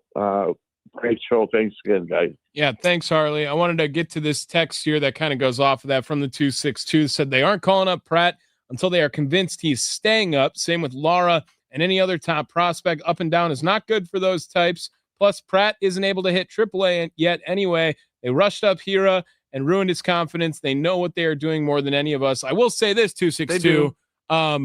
Totally get that. When Keston Hira got called up, he was unreal. He was outstanding. He was unreal, even regardless of what the performance was happening in AAA before that, which I don't remember if it was really struggling during that and they rushed him up. But when Keston Hira's best stretch of baseball was right after he got called up. 80 some odd games, about 20 homers, knocked in about 75 runs. I mean, he was dynamite for half a season there. And that worked out. Now, I will agree that the Brewers know more than we do. That's for sure. But sometimes and occasionally we can be right. What about a prospect that never looks back and it works the opposite of ruining his confidence? He just never looks back. He's a member of the 26-man roster for the next 3 to 5 years. That happens. That happens in baseball. Well, and again, just to the point of I understand the Cooper Pratt argument of why he's not up here, and I get maybe they shouldn't rush him up here, but you can't talk about service time with it anymore because the clock now starts. That's right. That's right. So on Pratt, yes. How many games has he played at AAA? So far this year, Cooper Pratt in his career, yes. Oh, this is all in his career when it comes to AAA baseball right now because this is his first. He's got 39 ABs, he's hitting 205. That's it. 10 games. Did Churiel play more than 10 games? I mean, he was way more surefire than Cooper Pratt was, but I'm just saying, like, Churiel wasn't up at AAA very long. Not long at all. No. And there's a big difference between the two. Absolutely. So, all right, we'll hear from Pat Murphy, still to get to McGill as well. But another half hour, we'll be talking Brewers baseball live here in the Wisconsin Sports Radio Network studios. Tim Allen, a Brewers 2-1 win. There's Tommy Wortz. It's the Potawatomi Sportsbook postgame show. Fun after the Brewers take the series here over the Blue Jays.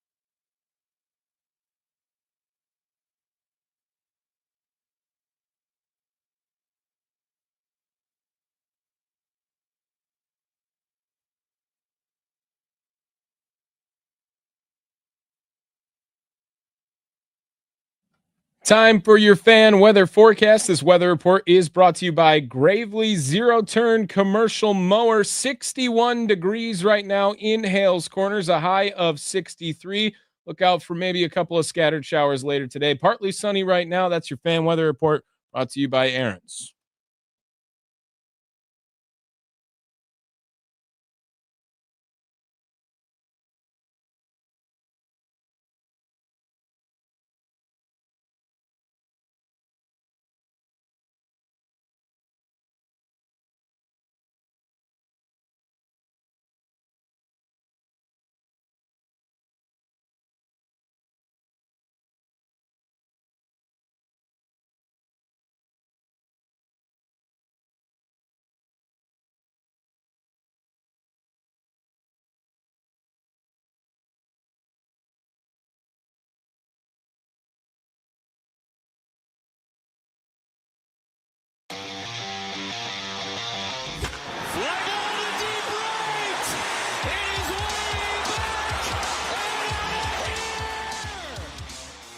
Hey, baseball fans, the game is over. Welcome to the Potawatomi Sportsbook postgame show.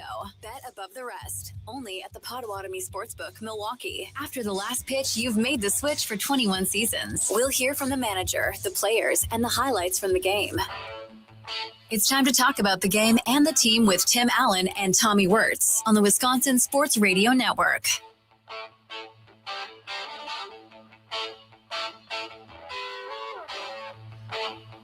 Okay, the Brewers get the victory, and they not only win this game today at American Family Field, they win the series, and that makes a lot of Brewer fans feel a lot better. Welcome back, Potawatomi Sportsbook post-game show. By the way, did you know, we were talking to Luis from the Potawatomi Sportsbook last night on the air, that there's a next homestand, there's a free shuttle that will take you.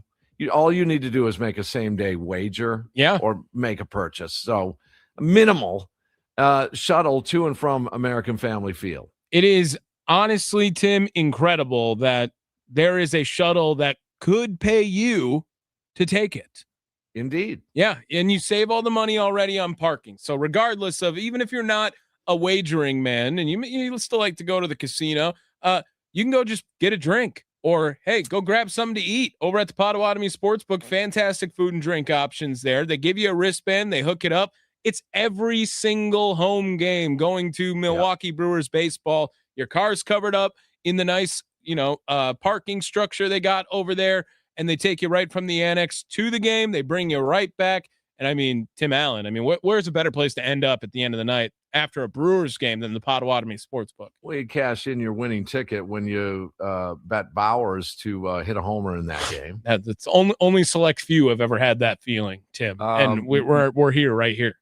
You might want to add Gary Sanchez to that list of wagers as well. Oh, okay. He's been dynamite. Greg Jones to record a hit. Well, the odds are getting way, way better value with a Sal Frelick homer. But keep that in mind. At some point, he's going to barrel one up and get one.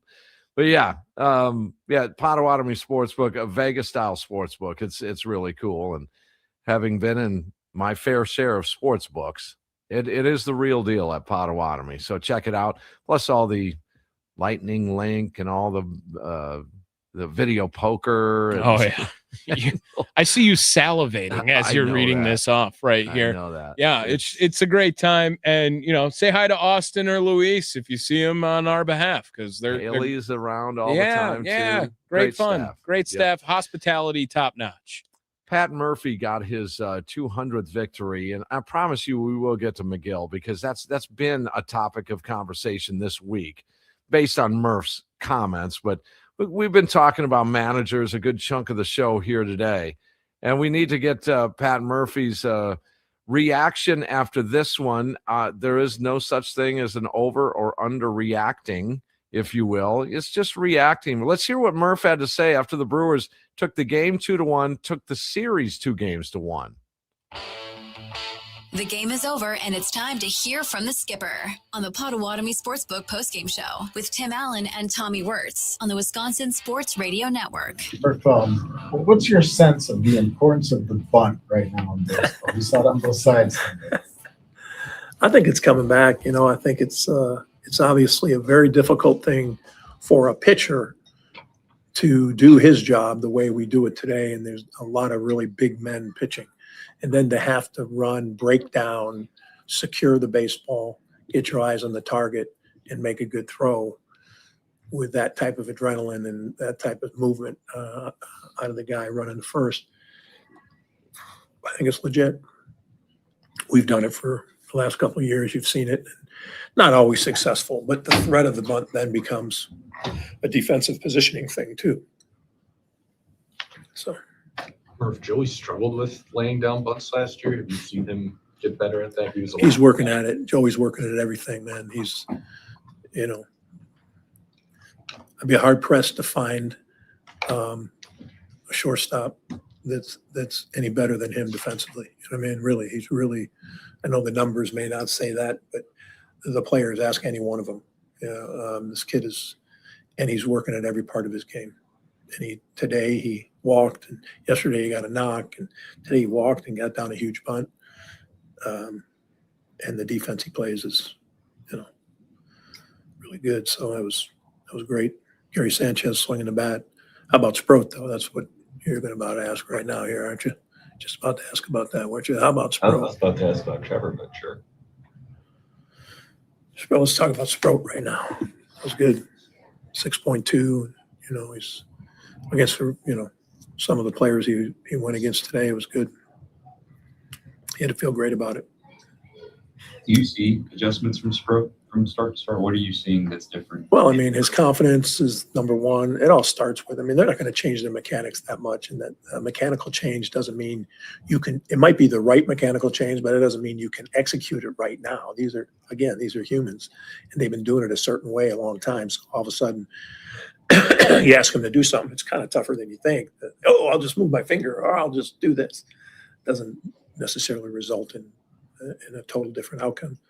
But his confidence and belief, and the way William rode him today. He rode him, and if for you guys that have followed this game closely, you know what that feels like. Like when you see a catcher riding him, he did a tremendous job for Sproat and got him going.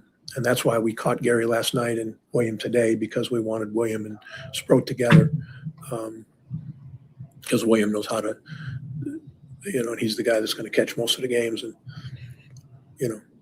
he knew Sproat's stuff, and he did a great job with it. And I'm really happy for Sproat, feeling like, yeah, I can do this. What was the discussion for the seventh inning? Obviously 75 pitches, but you got out of the frame. He hadn't been up seven. He hadn't been up seven times. You know what I mean? And that's really tough on a young kid. The adrenaline, 12 o'clock game. It isn't about number of pitches. The inning before, he gave up 2 hard contacts. And then we told him, you're going to hit the first 2 hitters. We weren't going to bring him back out with a long layoff. We said, look, if it isn't too long here, we'll give you the first 2 hitters. We told him that. You got the first 2 hitters. That's it. He goes, I got it. So you tell him that. You can't give him that next hitter, So Ash came in and gave up a swinging bunt, and got him out. The pitch sequencing and the selection was a lot different for Sproat. Is that him? Is that the pitching guys? No, that's William. That's William, and the combination of talking to game planning with the pitching guys. How about just the amount of outs you've gotten from your starters here recently? Yeah, those 2 guys, they're 2 really young pitchers. And all 3 starters with the youth we have, I'm pleased with that. The bullpen is better the last 2 days, so keep going. We got a lot of guys in there today that a lot of people don't know who they are. And, it's good to kind of switch your lineup up sometimes and give guys chances. Greg Jones went in there and was really, he's a fill-in because of injury, and all of a sudden he's in there doing a good job. Hamilton had 2 miserable at-bats, came back and had a huge, at-bat. That's what I'm looking for, that resiliency. That's who we have to be, Contreras had a great game offensively, defensively. Turang, big knock, but there's more to it. You know what I mean? It can't just be those guys all the time. You got to play the game right. So. Murph, I know Rengifo wasn't in the game the entire game at first base, but what were your impressions of how he handled himself? He can do it. He's a baseball player. He can do it. He's been in the infield a lot. He's got a lot of major league experience. He's been working there for about a month. And, I think you can see people that know that doesn't spook him to do it, and with the work he's put in with Erickson, I feel comfortable putting him there. What about the ovation for McGill? I didn't hear it. I was trying to read his lips over there when he was screaming at the other team. What were you reading lips on the other team? What were they? No, I was trying to read Trevor's lips, what he was screaming at the other team. Do you know what the other team was screaming at him? Well, he wiped off the ball on the mound or something like that and made exception. There's a lot of emotion in Trevor right now, and understandably so. He cares a great deal about this ball club and about his teammates. And he's not the first one to not say something. He'd err on the side of saying something. So I think they understood the situation. And I'm happy for Trevor the way he responded. Do you have a starter for tomorrow? We haven't announced that, right? Grumman knows. We'll get it from Grumman soon. Soon there, Okay. Tim Allen. But Yeah. again, all the anticipation building towards Coleman Crow getting the bump tomorrow, which I would like be that dude. the 9th different starter for the Milwaukee Brewers already. They acquire him in the Tyrone Taylor and Adrian Hauser deal, and then he got hurt and missed. What did he miss? A year? Did he miss all last year, I believe it was, or Yeah. 2 years ago, rather? Yeah, a couple of years ago. He missed an entire year. So he's coming back, but there is a large amount of talent in that guy. He could be the next one on the radar for a young pitcher in the Brewers organization that's pretty damn good. So stick around for that. Now, you heard Pat Murphy. This is funny. He just I love this. lost the top favorite spot in Tim's mind here. I love the selective eyesight and the selective hearing of baseball managers, don't you? It's so selective. They hear certain things, but other things they don't know. I didn't hear it. No, I didn't hear it. Well, but you heard the boos. You heard the boos the other night, but you didn't hear the ovation? Come on. Counsell was good for, I didn't see that. You think that ball would have gotten, I don't know. I'll have to take a look. I didn't see it. And so now you have Counsell that is selective sight, and you have Murphy with selective hearing. He had to have heard it. Oh, I mean, it was screaming through the speakers, both TV and radio today. Yeah, he definitely heard it. Well, luckily, Tim, Trevor McGill acknowledges that he did hear it, felt good about it. Here is Brewers all-star closer, Trevor McGill, after the game. Trevor, when you were walking off, there was a lot going on there, but did you hear the ovation? Did you see the ovation? Yeah, very much appreciated from the Milwaukee crowd, man. It's been a rough last two, and that was great to see. Did you expect that? Did you know what to expect? No, I just we got fired up a little bit from what happened in the middle of the inning, and just kind of handled business. And when walking off, just felt that energy and kind of pulling for me from the crowd. So once again, yeah, thank you guys. What did happen? What were they upset about? I was rubbing balls on my leg. Somebody on their bench, I think it was Schneider on their bench, was complaining about it. I looked at him. I said, I promise I don't have anything on there. Immediately got used from their bench. So, yeah. Pretty clear. So then be able to kind of respond and have a clean inning, just kind of what does that do for you after those last two? Good for me and even better for the team, right? We got a couple more games coming up here before an off day and looking to get rolling. Trevor, anything different for you out there today other than the results? And did you change anything, or was it just? There's a few adjustments there, but yeah, just a few adjustments and just making better pitches and being in a different count than 2-0, 2-1 on everybody. Your manager was talking about how much you care about this team. How do you see your role and kind of your responsibility and leadership with this team? I mean, it starts with just being a good teammate, and zeros kind of follow that, right?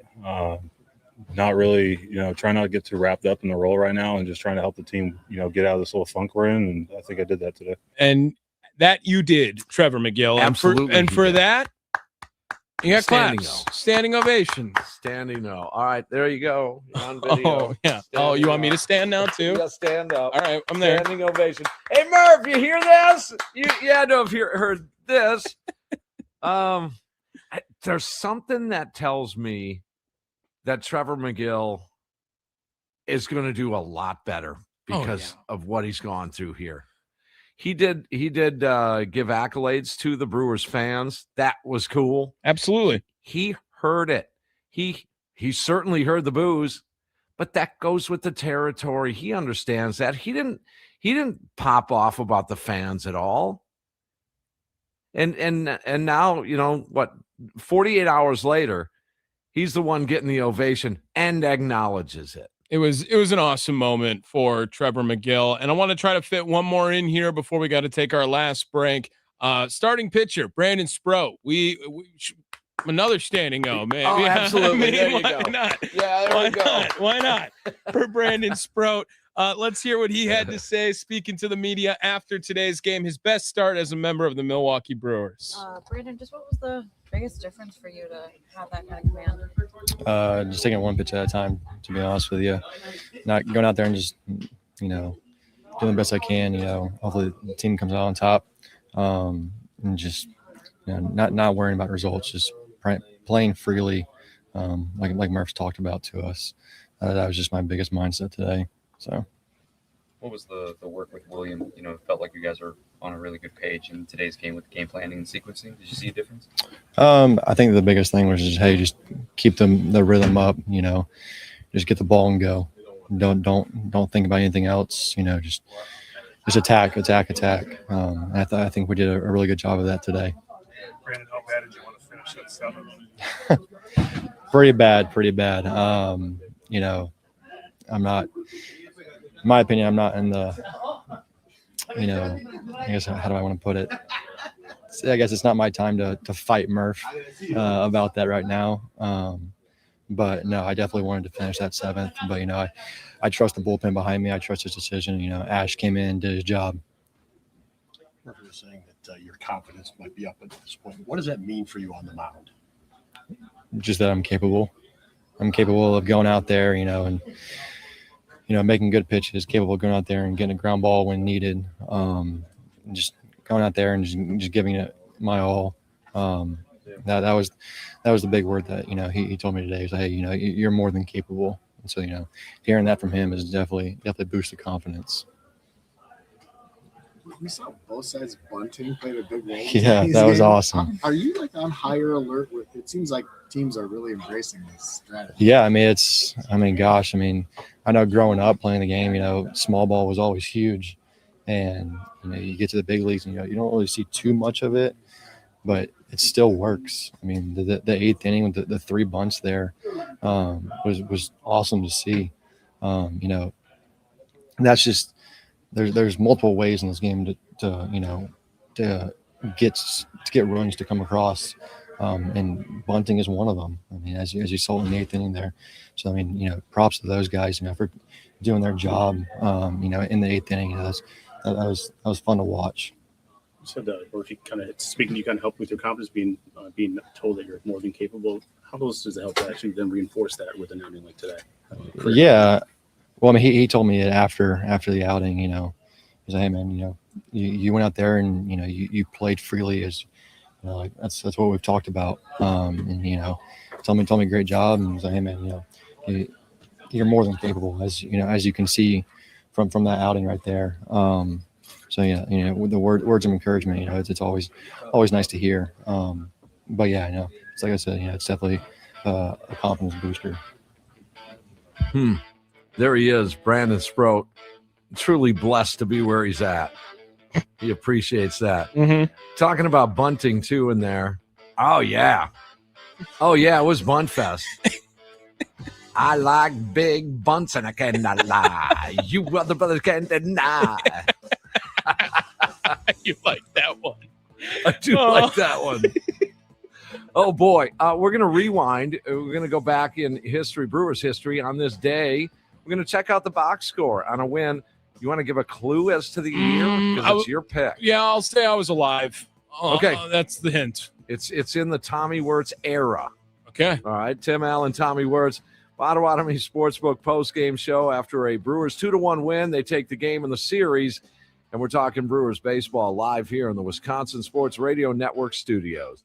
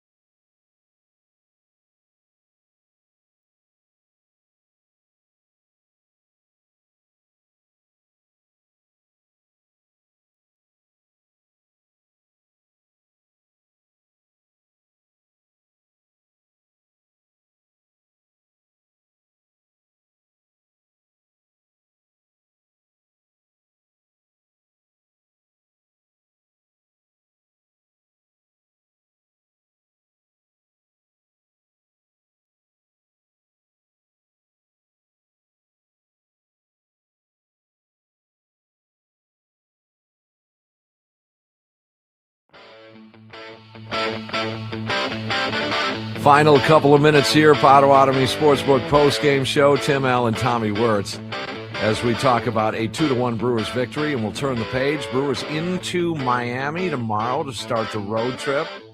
The leadoff show gets you ready at 5 and a 6:10 first pitch. After the game, we'll meet you here, talk Brewers baseball. But before we leave, we got to rewind, find out which year we're going to and what happened on this day in Brewers history. Yeah, on this day back in Brewers history, Tommy was 12 years old in 2012. 2012.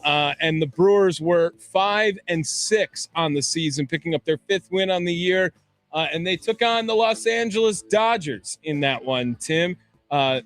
Great names. Some great names on here. Cesar Isturiz was at shortstop, leading things off for the Crew.